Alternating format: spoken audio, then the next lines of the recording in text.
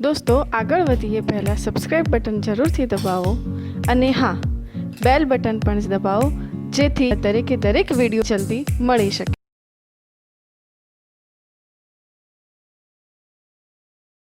મિત્રો અગાઉના લેક્ચરમાં આપણે વાત કરી હતી તમને ખ્યાલ હશે બંધારણીય સૂત્ર એટલે કે પ્રમાણસૂચક સૂત્ર અને આણ્વીય સૂત્ર એની ચર્ચા આપણે કરી ચૂક્યા છીએ। એને લગતા એમસીક્યુ એને લગતા એક્ઝામ્પલ પણ આપણે જોઈ ચૂક્યા છીએ। હવે આ ચેપ્ટરમાં નવો ટોપિક લઈએ છીએ તત્વ યોગમિતિ અને તત્વ યોગમિતીય ગણતરીઓ, અંગ્રેજીમાં બોલીએ તો સ્ટોક્યોમેટ્રી અને સ્ટોક્યોમેટ્રિક કેલ્ક્યુલેશન। બરાબર છે। હવે સ્ટોક્યોમેટ્રી તત્વ યોગમિતિ શબ્દ આવ્યો ક્યાંથી ધ્યાન રાખજો। બરાબર છે। તો તત્વ યોગમિતિ શબ્દ બે ગ્રીક શબ્દોનો જોઈન્ટ કરેલો શબ્દ છે। એટલે હું લખું છું, પોઈન્ટ યાદ રાખજો કે સ્ટોક્યોમેટ્રી પછી આપણે એના લગતું ઉદાહરણ લઈશું છે સ્ટોઇક્યોમેટ્રી જેને બોલીશું।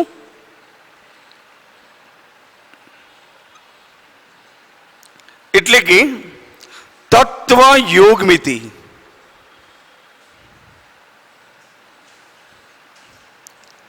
બરાબર છે। આ જે શબ્દ છે ક્યાંથી ઉતરી આવ્યો પ્રશ્ન છે। શબ્દ એ બે ગ્રીક શબ્દો, શબ્દ એ બે ગ્રીક શબ્દો કયા? તો એક છે સ્ટોકેન, ધ્યાન રાખજો, અને બીજું છે મેટ્રોન। બરાબર છે। એટલે સ્ટોકેન શબ્દ માટે સ્પેલિંગ લખું છું STOICHI, ધ્યાન રાખજો। બરાબર છે। સ્ટોકેઇન બરાબર ON, જેનો અર્થ છે તત્વ અથવા તાત્વિક ઘટક। બરાબર છે। અને મેટ્રોન METRON, જેનો અર્થ મેટ્રોન જેનો અર્થ છે માપન। બરાબર છે।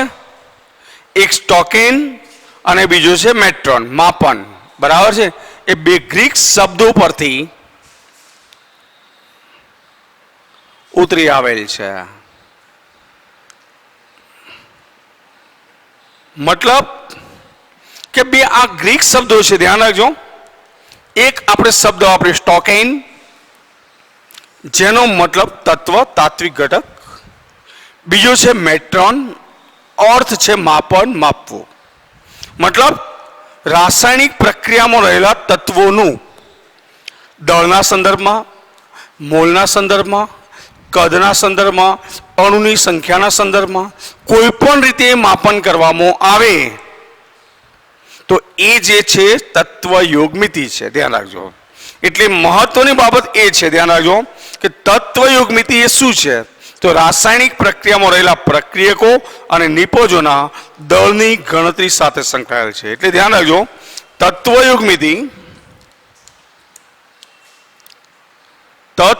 યોગમિતિ એ રાસાયણિક પ્રક્રિયાના અથવા તો લખી શકે રાસાયણિક પ્રક્રિયામાં ભાગ લેતા પ્રક્રિયકો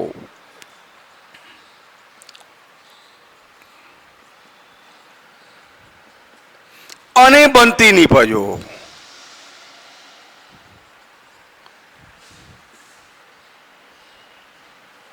હવે જનરલી નિપજો આપણે શાના સંદર્ભમાં માપીએ છીએ?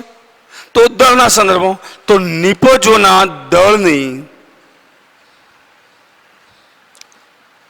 ગણતરી સાથે સંકળાયેલ છે। આ ધ્યાન રાખજો। જનરલી આપણે રાસાયણિક પ્રક્રિયામાં જથ્થો દળમાં લઈએ છીએ। દળ જે છે એ ગ્રામ, મિલીગ્રામ, માઇક્રોગ્રામ સુધી જઈએ છીએ, આપણે કિલોગ્રામ સુધી પણ કદાચ જરૂર પડે, પણ જનરલી આ જે જથ્થો છે એમાં પણ સંખ્યા ઘણી જ વધારે હોય છે। એટલે મોલના સંદર્ભમાં પણ આપણે લઈ શકીએ છીએ। એટલે ધ્યાન રાખજો પ્રત્યેક રાસાયણિક પ્રક્રિયામાં પ્રત્યેક રાસાયણિક પ્રક્રિયા ધ્યાન રાખજો કોઈપણ રાસાયણિક પ્રક્રિયા લઈએ તો પ્રત્યેક રાસાયણિક પ્રક્રિયામાં પ્રક્રિયક અને નિપજ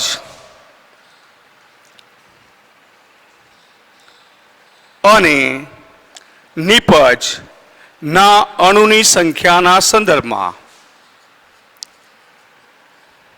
અથવા નિપજના અણુની જે સંખ્યા છે ધ્યાન રાખજો, બરાબર છે, એના સંદર્ભમાં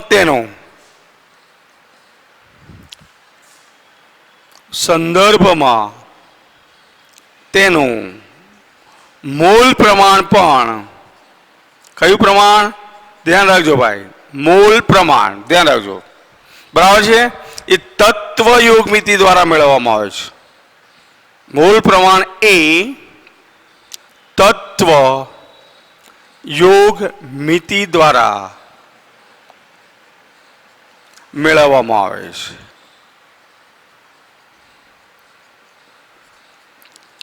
મતલબ કે એક બાબત દળ સાથેની ગણતરીની વાત આવી, બીજી વાત સંખ્યાના સંદર્ભમાં પણ આવી, ત્રીજી બાબત મોલના પ્રમાણમાં પણ આવી છે.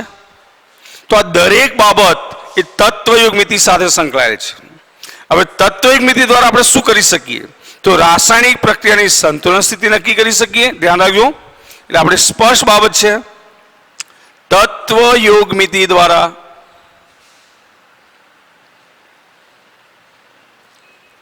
રાસાયણિક પ્રક્રિયાની, કઈ પ્રક્રિયા આપણે લઈશું? રસાયણ વિજ્ઞાન તો રાસાયણિક પ્રક્રિયાની કઈ સ્થિતિ મિત્રો? તો સંતુલન સ્થિતિ.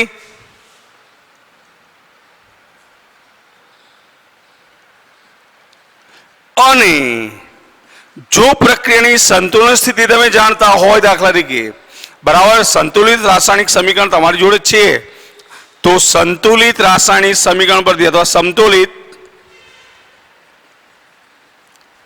રાસાયણિક સમીકરણ પરથી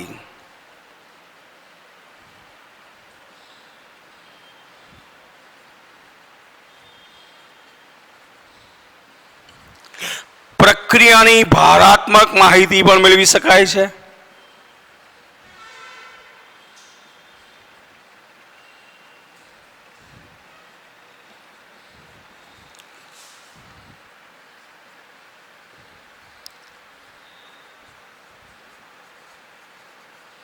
બરાબર છે, તો ભારદર્શક માહિતી મેળવવી હોય તો પણ આ તત્વયુગ મિતિ ખૂબ ઉપયોગી છે. મિત્રો એક ઉદાહરણ દ્વારા આપણે સમજીએ છીએ, ધ્યાન રાખજો કે દાખલા તરીકે મિથેનની દહન પ્રક્રિયાનું સંતુલિત સમીકરણ તમને આપ્યું છે. હું ઉદાહરણ લઉં છું એટલે તમને ક્લિયર થશે, મુદ્દા નોંધી રાખશો જરા, બરાબર છે. હવે એક સાદું ઉદાહરણ લઈને આપણે આ માહિતી સમજવા પ્રયત્ન કરીએ છીએ કે માની લો કે મિથેનની દહન પ્રક્રિયા તમારું જો સામાન્ય સમીકરણ છે, બરાબર છે, તો આપણે લખી શકીએ કે દાખલા તરીકે મિથેનની દહન પ્રક્રિયા છે, બરાબર છે. મિથેનનું સૂત્ર તમે જાણો છો, કઈ છે? CH4 નું સમતુલિત સમીકરણ અથવા સંતુલિત સમીકરણ નીચે મુજબ છે.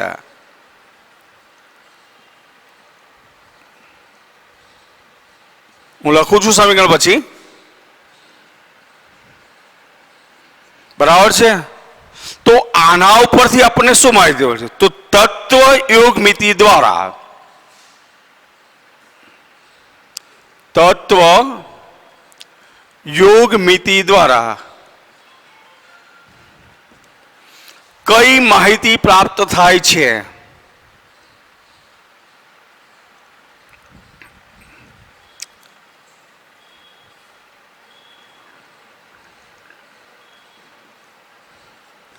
તે જાણીએ. હવે મિત્રો સંતુલિત સમીકરણ આવું થાય, તમે જોઈ શકો CH4 ગેસ છે, આનું ઓક્સિજનની હાજરીમાં જો દહન કરવામાં આવે તો બનશે શું મિત્રો? CO2 gas plus H2O gas બાષ્પ સ્વરૂપમાં મળશે, ધ્યાન રાખજો. બરાબર છે. પ્રક્રિયાને બેલેન્સ કરી દો ટ્વાઇસ O2 હશે, અહીંયા 2H2O હશે, ધ્યાન અહીંયા રાખજો. બરાબર છે. તો હવે આના ઉપરથી આપણને શું માહિતી મળશે? મિત્રો જુઓ, મિથેનની દહન પ્રક્રિયાનું સમીકરણ મેં લખ્યું છે CH4 2O2 તો CO2 2H2O. આ વપરાય છે, આ બને છે. હવે આની માહિતી સ્ટોક્યોમેટ્રી પ્રમાણે લઈએ, મોલના સંદર્ભમાં વિચારીએ તો તમને સમીકરણ પ્રમાણે જોઈ શકો છો કે આનો 1 મોલ છે તો ડાયઓક્સિજનના 2 મોલ છે મિત્રો. તો સામે બને છે શું? CO2 કેટલા મોલ? તો આ 1 મોલ અને H2O બને છે 2 મોલ. ધ્યાન રાખો. તો મોલના સંદર્ભમાં તમારે તત્વયુગ્મિતિ દર્શાવ્યું તો આ પ્રમાણે દર્શાવાય કે 1 મોલ CH4 એની 2 મોલ O2 સાથે દહન પ્રક્રિયા થાય અને 1 મોલ CO2 અને 2 મોલ શું બનશે? H2O બનશે. હવે STP કદ મિત્રો, STP નો ફૂલ ફોર્મ શું છે? તો હું લખી દઉં છું અહીંયા. STP નો મતલબ છે, ધ્યાન રાખજો, સ્ટાન્ડર્ડ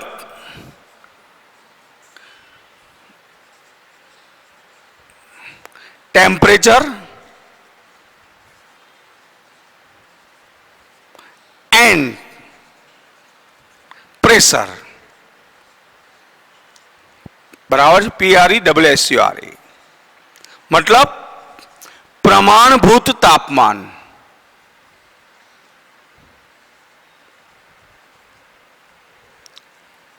અને દબાણ. હવે રસાયણ વિજ્ઞાનમાં પ્રમાણભૂત તાપમાન કેટલું શું કે ધ્યાન રાખજો. તો પ્રમાણભૂત તાપમાન બરાબર 273 કેલ્વિન બરાબર શું લઈ શકે? 0 સેલ્સિયસ. બરાબર છે. આ તાપમાન છે. અને પ્રમાણભૂત દબાણ છે એ સ્વીકારેલું છે, ધ્યાન રાખજો. દરિયાની સપાટી પર 1 વાતાવરણ એટલે કે 1 ATM છે. આ તાપમાને આ દબાણે કોઈ પણ વાયુનો 1 મોલ જથ્થો લેવામાં આવે. કેટલો? 1 મોલ. તો એનું કદ 22.4 લીટર છે. મતલબ કે જો આ 1 મોલ છે તો આનું કદ છે 22.4 લીટર. તો સીધી વાત છે કે CO2 કેટલો બને? તો 22.4 લીટર. બરાબર છે. ઓક્સિજન કેટલો વપરાય મિત્રો? તો 2 ગુણ્યા 22.4. સીધું ગણતરી કરીને મૂકો તો 44.8 લીટર લખાશે. અહીંયા 2 ગુણ્યા 22.4 લીટર. હવે દળની વાત કરીએ તો 1 મોલનું દળ એનો આણ્વીય દળ હોય તો એ મિથેન માટે ગણશો તો આ 16 ગ્રામ છે. તો સીધી વાત છે કે ઓક્સિજનનું પરમાણુ દળ 16 છે તો 16 4 64 ગ્રામ હશે. બરાબર છે. કાર્બન ડાયોક્સાઇડ 44 ગ્રામ હશે. અને H2O તમને ખબર છે કેટલા મોલ છે? 2. તો 2 ગુણ્યા 18 એટલે 36 ગ્રામ હશે. મિત્રો દળના સંદર્ભમાં તમે તત્વયુગ્મિતિને 100% સાબિત કરી શકો છો.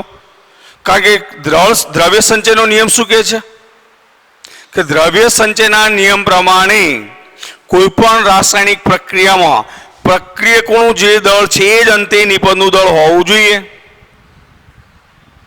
વધારાનું દળ તો પડી રહેશે. કોઈ એક પ્રક્રિયક ઓછો વધારે હોય તો સીમિત પ્રક્રિયક તરીકે પડી વધારાનો વપરાઈ જશે અને જે ઓછો હશે વપરાઈ જશે, વધારે પડ્યો રહેશે.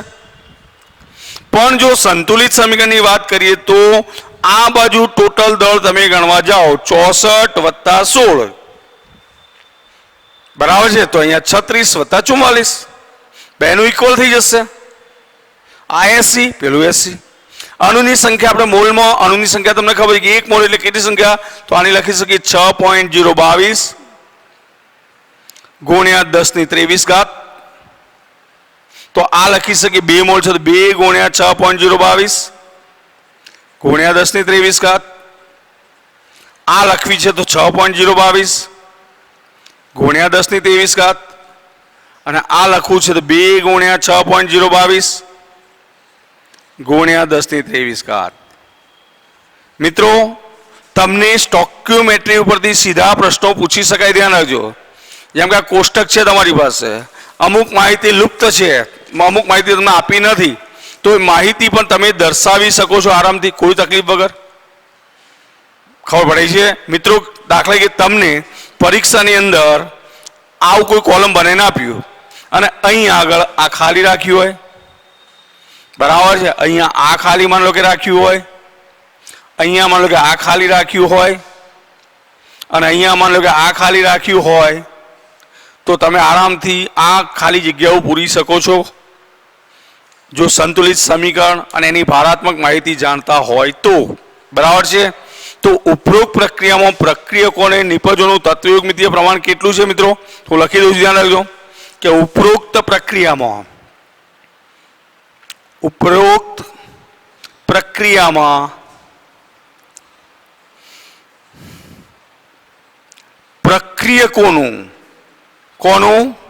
પ્રક્રિયકોનું તત્વયોગમિતીય પ્રમાણ કેટલું છે?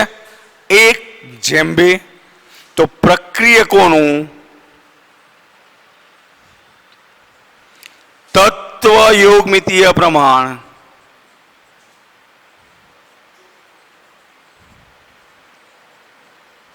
બરાબર 1:2 છે કે નહીં?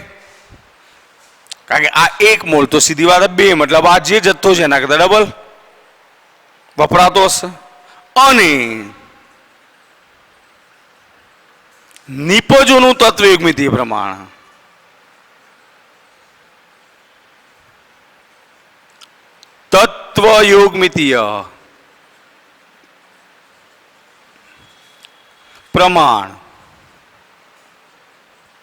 બરાબર પણ 1:2 છે કે નહીં?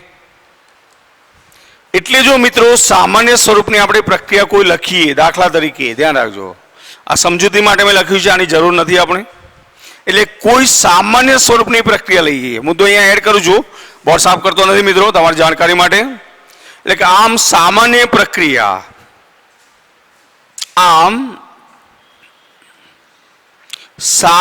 પ્રક્રિયા કોઈ ધારી લઈએ,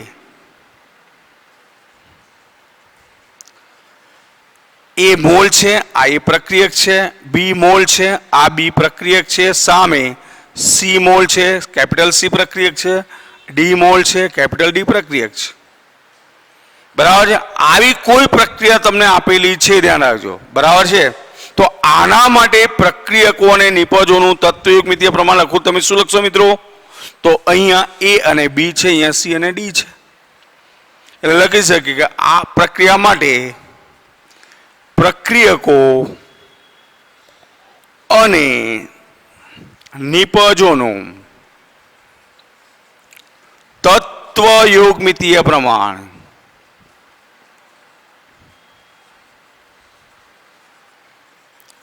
અનુક્રમે A/B અને C/D છે. બરાબર છે? તો આ થઈ વાત મિત્રો રાસાયણિક પ્રક્રિયાની તત્વયોગમિતિ. તત્વયોગમિતિ આધારિત બીજા ઘણા બધા MCQ છે, નીટમાં પણ આપણને પૂછાયેલા છે મિત્રો, GEE-માં પણ પૂછાયેલા છે. બરાબર છે? તો એવા પ્રશ્નો પણ આપણે કેટલાક સોલ્વ કરીશું પછી. અત્યારે થિયરિકલ વાત પૂરી કરીએ છીએ. બરાબર છે? હવે નવો મુદ્દો આપણે જોઈએ છીએ, ધ્યાન રાખજો. અને આ જે મુદ્દા મેં લખ્યા છે એને બરાબર સમજવાનો પ્રયત્ન કરજો મિત્રો. અને લેક્ચર જે છે 1 વાર નહીં 2 વાર 3 વાર જોજો અને અભ્યાસ કરજો, તો તમને કોઈ બુક વાંચવાની જરૂર નહીં પડે, એ રીતે તમને સરળતાથી સમજણ પડી જશે. બરાબર છે મિત્રો? હવે આપણે લઈએ છીએ, ધ્યાન રાખજો, રાસાયણિક સમીકરણનું સમતોલન. નવું ટોપિક આપણું રાસાયણિક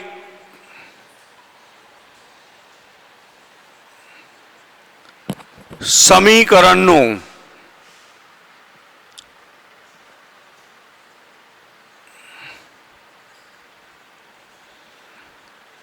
સમતોલન. આપણને ખબર છે કે કોઈ પણ રાસાયણિક પ્રક્રિયા જે છે એ સંતુલિત અવસ્થામાં હોય, લખેલી હોય તો જ આપણને ભારાત્મક માહિતી લખવામાં તકલીફ ના પડે. બરાબર છે? મુખ્ય વસ્તુ આ છે. એટલે ભારાત્મક માહિતી મેળવવા માટે કોઈપણ રાસાયણિક પ્રક્રિયા સંતુલિત સ્થિતિમાં હોવી જોઈએ. અને દ્રવ્ય સંચયનો નિયમ તમે જાણો છો. દ્રવ્યનું સર્જન કે વિનાશ શક્ય નથી, એનું સ્વરૂપ બદલી શકાય છે. એટલે કે વિશ્વમાં દ્રવ્યનો જથ્થો છે, કોઈ પણ રાસાયણિક પ્રક્રિયા લો તો દ્રવ્યનો જથ્થો તો અચળ છે જ. મતલબ જે જથ્થો પ્રક્રિયા બાજુ છે એ જ જથ્થો નિપજ બાજુ જ, હા એનું સ્વરૂપ અલગ હશે, પદાર્થ અલગ હશે, પણ દ્રવ્યનો જથ્થો અચળ રહેશે. એટલે આપણે લખી શકીએ છીએ કે દળ સંચયના નિયમ પ્રમાણે, દળ સંચયના નિયમ પ્રમાણે કોઈ પણ રાસાયણિક પ્રક્રિયા લે, કોઈ પણ સમતુલિત રાસાયણિક સમીકરણમાં કોઈ પણ સમતુલિત રાસાયણિક સમીકરણમાં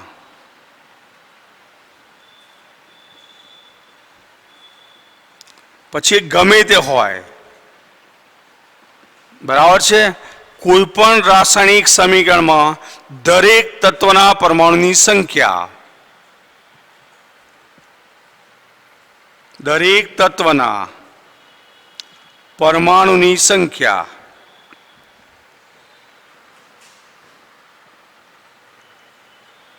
સમીકરણની બંને બાજુએ કેવી હોવી જોઈએ? સમીકરણની બંને બાજુએ સમાન હોવી જોઈએ, તો જ સમતુલિત સમીકરણ કહેવાય ને. બંને બાજુએ સમાન હોવી જોઈએ, મુખ્ય વસ્તુ આ છે. અને આપણને ખબર છે કે પરીક્ષામાં લગભગ નિયમ એવો છે કે તમે પ્રક્રિયા લખો તો સંતુલિત સમીકરણ હોય તો જ તમને માર્ક્સ મળે છે મિત્રો, એ સિવાય મળતા નથી. કેમિસ્ટ્રીનો નિયમ છે, ધ્યાન રાખજો, બરાબર છે. એટલે જો પ્રક્રિયા સમીકરણની બંને બાજુએ, બરાબર છે, પરમાણુની સંખ્યા સમાન ન હોય તો શું કરવું? તો આપણે અજમાયશી રીત, બરાબર, ટ્રાયલ, પ્રક્રિયક કે નિપજની આગળ ગુણકો મૂકીએ છીએ અને સંતુલિત કરવા પ્રયત્ન કરીએ છીએ. ધ્યાન રાખજો. અને એટલે આપણે લખી શકીએ કે જો પ્રક્રિયા સમીકરણની બંને બાજુએ, જો પ્રક્રિયા સમીકરણની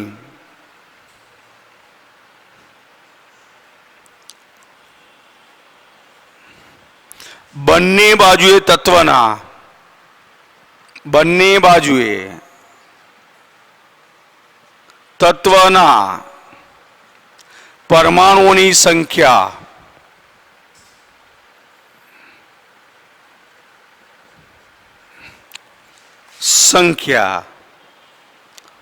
સમાન ન હોય, કેવી ના હોય? સમાન ન હોય તો શું કરીશું મિત્રો? તો પ્રક્રિયકો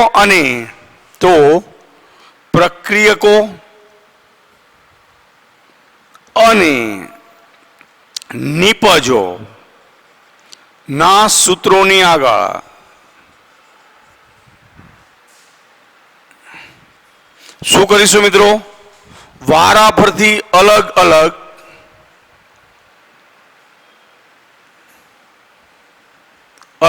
અલગ ગુણાંકો મૂકીએ છીએ.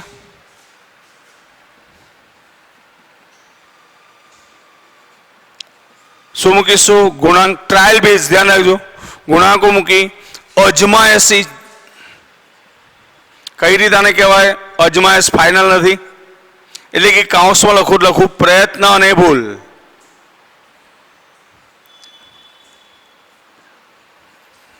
બરાબર છે. આ પદ્ધતિનો ઉપયોગ કરી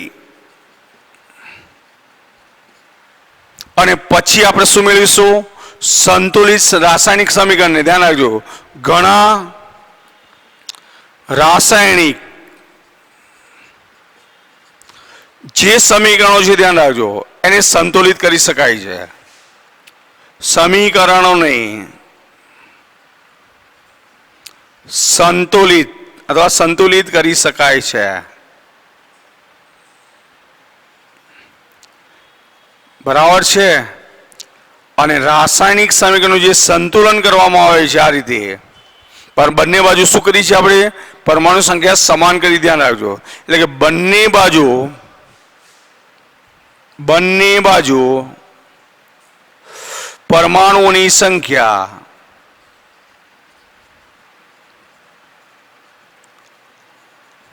સમાન કરવાની આ ક્રિયાને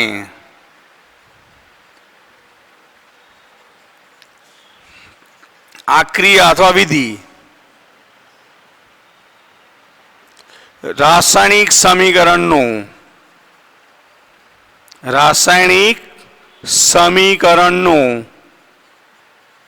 સમતોલન કહે છે. મિત્રો ધ્યાન રાખજો ફરીથી કે આપણે દ્રવ્ય સંચયના નિયમ પ્રમાણે શું વાત કરી છે કે કોઈ પણ રાસાયણિક સમીકરણ હોય તો દરેક તત્વના પરમાણુની સંખ્યા બંને બાજુએ કેવી હોવી જોઈએ મિત્રો? સમાન હોવી જોઈએ. મુખ્ય વસ્તુ છે. જો પ્રક્રિયા સમીકરણની બંને બાજુએ તત્વના પરમાણુની સંખ્યા સમાન ન હોય તો શું કરીશું?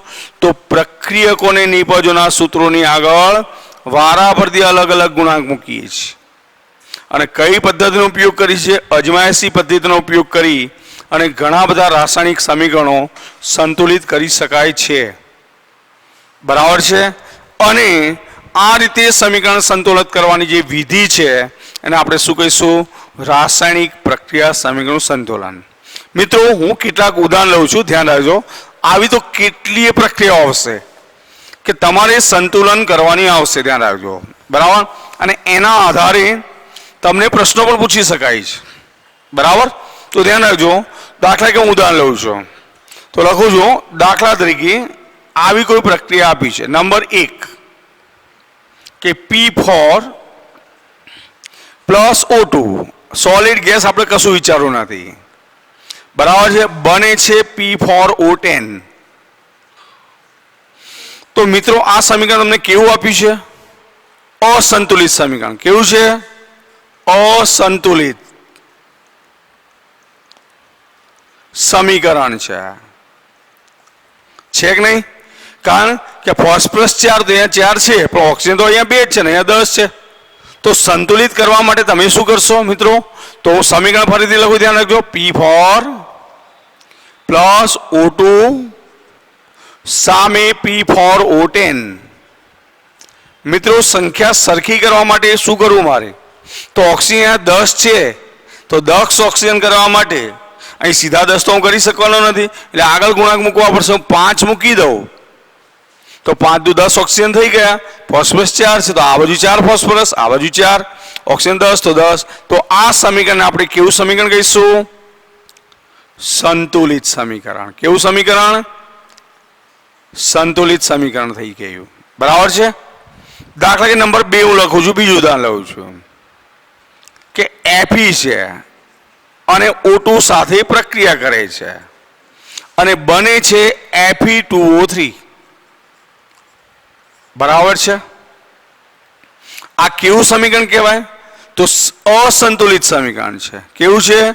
અસંતુલિત સમીકરણ. પણ આ સમીકરણને હું સંતુલિત કરવા જાઉં તો હું સંતુલિત સમીકરણ લખું તો પ્રક્રિયાઓ ફરીથી લખું. મિત્રો ધ્યાન રાખજો. Fe પ્લસ O2 તમને ખબર છે કે બને છે Fe2O3. બરાબર છે. હવે મિત્રો સીધી વાત છે કે માનો કે Fe 2 છે, હું 2 અહીંયા કરી નાખું તો Fe તો 2 થઈ ગયા. ચલો ઓકે, વાત પૂરી થઈ ગઈ. પણ ઓક્સિજન અહીંયા 3 ને અહીંયા 2 છે તો આને બેલેન્સ કરવા માટે મારે શું કરવું પડે? તો 2 ને 3 વડે ગુણો, 3 ને 2 વડે ગુણો તો Fe 4 થઈ ગયા. તો 4 કરવા માટે અહીંયા હું 4 મૂકી દઉં. હવે બેલેન્સ થઈ ગયું. જુઓ બરાબર. 4 Fe તો 4 Fe, ઓક્સિજન 6 તો 6 થઈ ગયા. તો આ સમીકરણ એ સંતુલિત સમીકરણ કહેવાય. કેવું સમીકરણ? સંતુલિત સમીકરણ. ક્લિયર મિત્રો? હવે ચલો ઉદાહરણ ત્રીજું લઈએ આપણે.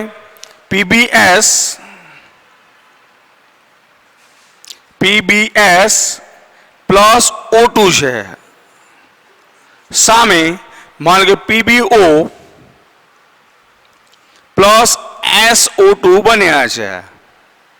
चलो मित्रों आ समीकरण केवुं तो तमे घणो खबर पड़ी हशे ऑक्सीजन 2 छे ने अहींया 3 थया तो आ समीकरण असंतुलित समीकरण छे।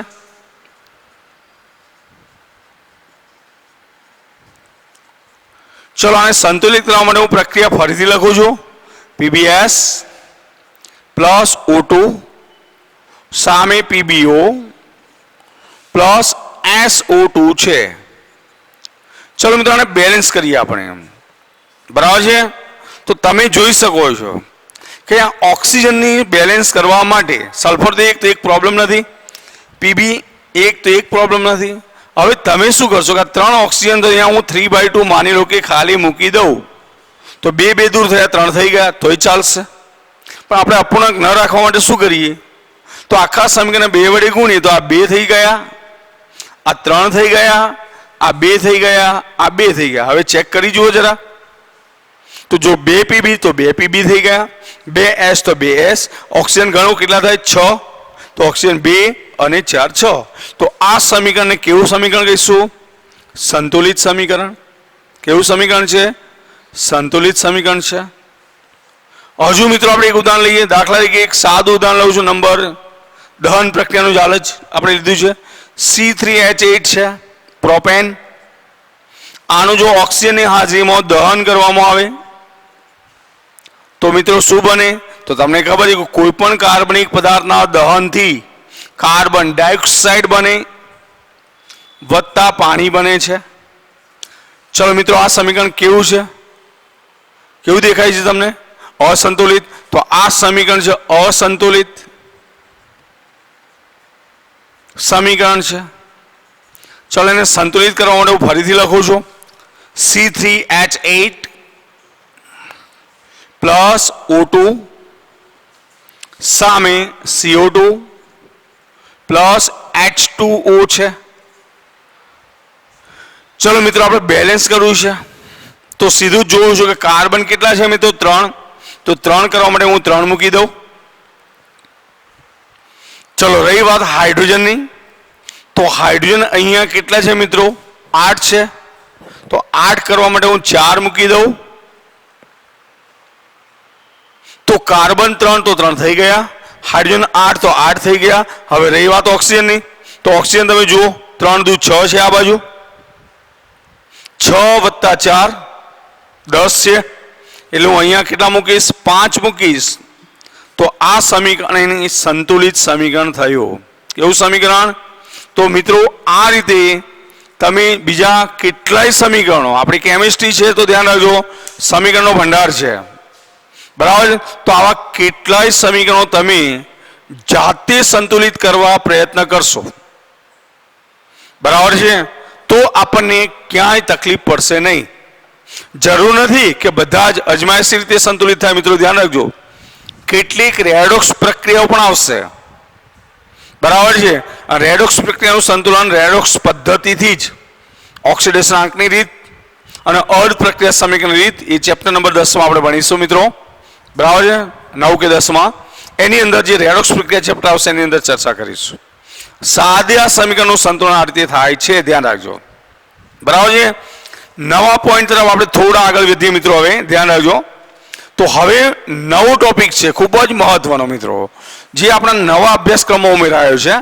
जूनी बुक तमे फेंचशो तो एमां मुद्दो नहीं मळे बराबर है। एटले हवे ए मुद्दाने लगतो MCQ लगभग नीट में पूछातो होय छे ध्यान राखजो अने एटले हवेनो पॉइंट आपणे लईए छीए ध्यान राखजो सीमित प्रक्रियक खूब ज महत्वनो मुद्दो छे ध्यान राखजो मित्रों सीमित ध्यान राखजो लखुं छुं सॉरी ध्यान राखजो सीमित प्रक्रियक सीमित मतलब मर्यादित बराबर है। आ पॉइंट अपनी जोड़े समझवानो छे। मित्रों घणी वार एवुं बने छे के रासायनिक प्रक्रिया आपणे करीए समझो पहेला पछी क्रमशः मुद्दा लखुं छुं। दाखला के तमारी जोड़े N2 गैस छे आनी 3 मोल H2 साथे प्रक्रिया करो तो सीधी बात छे के 2 मोल एमोनिया मळे बराबर छे। તો એક વસ્તુ ક્લિયર છે કે આ 1 મોલ હોય, આ 3 મોલ હોય તો આ 2 મોલ મળે. આ તો તમને ખબર પડે છે. પણ ઘણીવાર પરીક્ષામાં એવું લખીને આપે તમને કે આના 1 મોલ સાથે પ્રક્રિયા કરવામાં આવે તો અહીંયા બનતી નીપજ કેટલી? બરાબર છે. ત્યારે આપણે સીધું વિચારવું પડે કે ખરેખર રાસાયણિક પ્રક્રિયા કરવી હોય તો આ 1 મોલ હોય તો આ 3 મોલ જોઈએ ને જોઈએ, તો જ આ 2 મોલ મળે. એ સિવાય મળવાનો નથી. આ 2 મોલ એમને એમ ના મળે. આ 1 સામે 3 જોઈએ જ. પણ જો આ 1 સામે 1 જ હોય તો આ પ્રક્રિયક જે છે એનો જથ્થો કેવો છે? કેટલો જોઈએ? 3 મોલ. તો જથ્થો ઓછો થયો. ઓછો જથ્થો છે એના પરિણામે આ નિપજનો જે જથ્થો છે એ આ પ્રક્રિયક મર્યાદિત કરે છે. હવે તમે એમ કહો કે મારે 2 મોલ એમોનિયા લેવો છે, મળશે? શક્ય જ નથી. કારણ કે 1 મોલ હાઇડ્રોજન તો 1 મોલ હાઇડ્રોજન વપરાય. તો સીધું મૂકી કે 3 મોલે 2 મોલ મળતી. કે કેટલા? તો તમને ધ્યાન રાખજો કે ખરેખર આ 3 એ 2 મોલ મળતા હતા તો 1 કેટલા મળશે? તો 2/3. એટલે કે અહીંયા જે જથ્થો મળે 2/3 મોલ મળે છે. તો આ કેમ 2 નો 2/3 થઈ ગયો? કેમ કે હાઇડ્રોજનનો જથ્થો ત્રીજા ભાગનો લીધો છે. અને એટલે હાઇડ્રોજનને આપણી પ્રક્રિયામાં નાઇટ્રોજનની સાપેક્ષમાં મર્યાદિત પ્રક્રિયક કહેવાય. ધ્યાન રાખજો. બરાબર છે. અને એટલે મર્યાદિત પ્રક્રિયક હોય એના આધારે જ આપણને નિપજ મળવાની છે, એ સિવાય મળવાની નથી. બરાબર છે. અને એટલે પોઈન્ટ ટુ પોઈન્ટ અમુક બાબતો નોંધું છું મિત્રો, ધ્યાન રાખજો. અને મુદ્દાઓને ખાસ સમજો, પછી એનો એક્ઝામ્પલ આપણે ગણીશું. ધ્યાન રાખજો. હવે મૂળ મુદ્દો છે કે ઘણી વખત રાસાયણિક પ્રક્રિયાઓ કરવામાં આવે છે ત્યારે ધ્યાન રાખજો. હું લખું છું પોઈન્ટ. ઘણી વખત રાસાયણિક પ્રક્રિયાઓ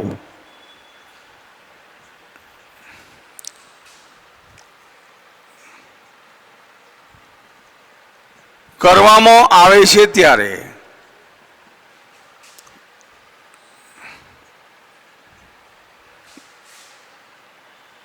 શું થશે? મેં હમણાં જ કહ્યું તમને. બરાબર છે. હાજર પ્રક્રિયકોના જથ્થામાં હાજર પ્રક્રિયકો, કારણ કે નિપજો તો પ્રક્રિયકો નક્કી કરશે. બરાબર છે. તો હાજર પ્રક્રિયકો જે છે ના જથ્થામાં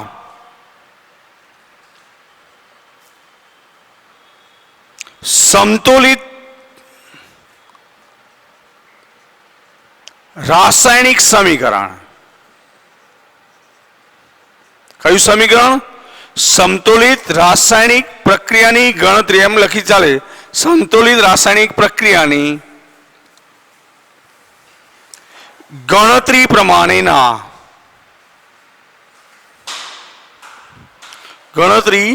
પ્રમાણેના પ્રમાણમાં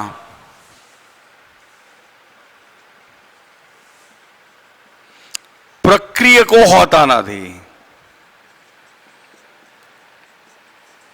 મતલબ જે પ્રમાણમાં પ્રક્રિયકો હોય છે, મેં હાલ જ એમોનિયાનું ઉદાહરણ આપ્યું તમને કે N2 3H2 જોઈએ પણ ન હોય. બરાબર છે. તો આપણને ચોક્કસ નિપજ મળતી નથી. બરાબર છે. બીજો point, આવા સંજોગોમાં શું થશે મિત્રો? તો એક પ્રક્રિયક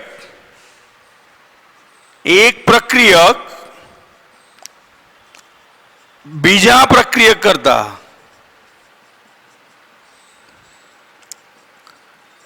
વધારે હોય અથવા તો ઓછો હોય છે. બરાબર છે. જે પ્રક્રિયક ઓછા પ્રમાણમાં હોય છે, ધ્યાન રાખો, જે પ્રક્રિયક ઓછા પ્રમાણમાં, કેવા પ્રમાણમાં કહ્યું?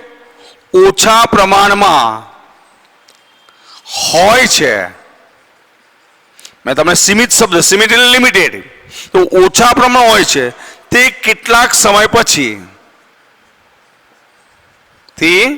કેટલાક સમય પછી સંપૂર્ણપણે વપરાઈ જાય છે.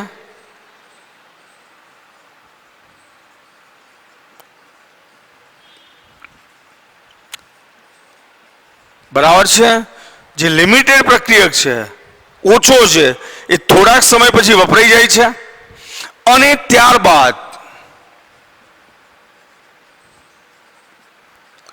બીજા પ્રક્રિયકનું પ્રમાણ ગમે તેટલું હોય, બીજા પ્રક્રિયકનું પ્રમાણ ગમે તેટલું હોય તો પણ પ્રક્રિયા આગળ વધતી નથી. મતલબ એક પ્રક્રિયક ઓછો છે અને બીજો વધારે, તો ઓછા પ્રક્રિયક જ પ્રક્રિયાને નક્કી કરશે. બરાબર છે. અને એટલે ધ્યાન રાખજો, આથી જે પ્રક્રિયક સંપૂર્ણપણે વપરાઈ ગયેલ છે, ધ્યાન રાખજો, સંપૂર્ણપણે વપરાઈ ગયેલ છે, બરાબર છે, તે બનતી નિપજના ઉત્પાદનને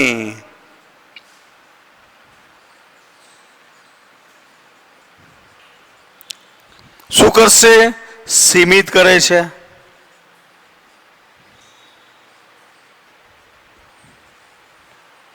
અને આથી આ